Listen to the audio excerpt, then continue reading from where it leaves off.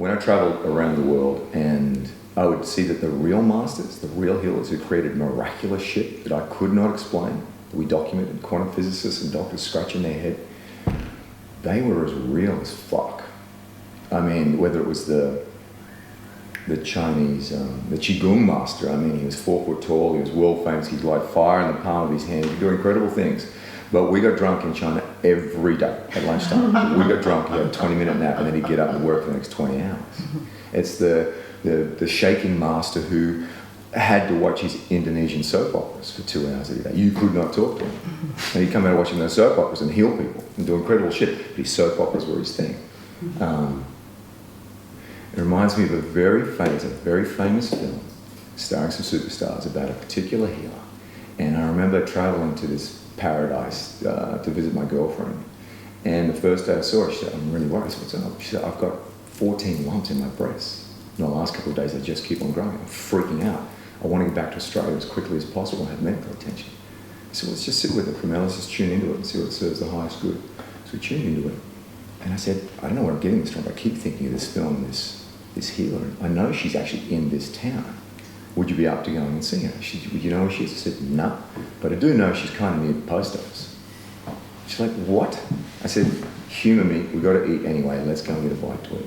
So I have a bite at this cafe next to the post office, and we're looking up and down this alleyway of artisans and healers, and they're literally garage doors. And there's this woman, and she's going off on the phone. She is yelling at the gas company or electrical company, and she's giving it to them. She's got a cigarette in one hand, and she's giving it to them, and then she looks straight up and locks eyes with me. And she goes,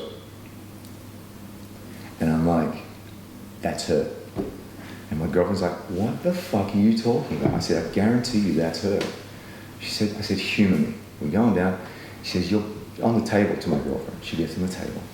And she said, take off your top. She's still arguing with the gas company with this cigarette in one hand. Arguing, giving it to her. Absolutely giving it to her. And she's like, close off.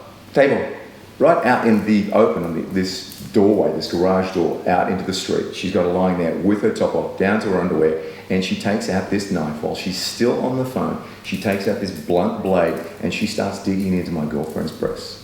Hasn't asked her a single thing. She just goes straight to it and starts needling away. And then she goes, hold on.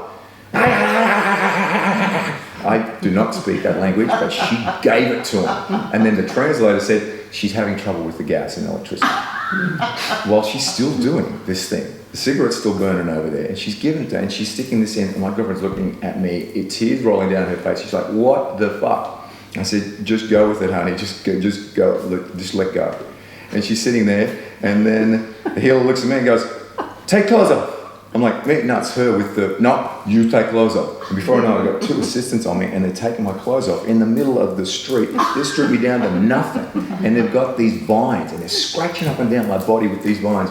I'm laughing my ass off. My girlfriend is crying and just shaking it, saying, what the fuck? Meanwhile, she's still arguing with the gas company. She picks up the cigarette, takes a puff, looks at it all and goes, you're done, 100 US. I go, okay then, fair enough, I'll pay her the 100 US. And she turns to me and she says, 2 days, gone. I said, is that right? And she said, you must 2 days? 2 days. And I'm like, okay. So my point is, an incredibly powerful healer. You know, they're just so real. You know, they're just so fucking real. If you find a guru who is one with the world, one with everything, fucking run. They're full of shit. They are not the truth. They don't have it coming through them at all. As I think it was Aristotle who said, and I'll bastardize this quote, braver is he who will face himself than face his enemies. To own your stuff, no matter how it makes you feel. And that's the key to it. You've all got your stuff, just be with it. Fuck. Just sit with it. You don't need to resolve it or push it away, because what you resist persists. Just fucking be with the shit that always goes fucking wrong with you. That's the secret to it no longer affecting you anymore. Do I still get nervous? Yeah, but hopefully I'm a little bit closer to being real than I was 10, 20 years ago. I think that much is for real. Does that make sense? Yeah. Oh, and sorry, yes, my girlfriend. Within the third day, lumps were all completely gone. All of them metastasized, they're gone. Because I did my homework.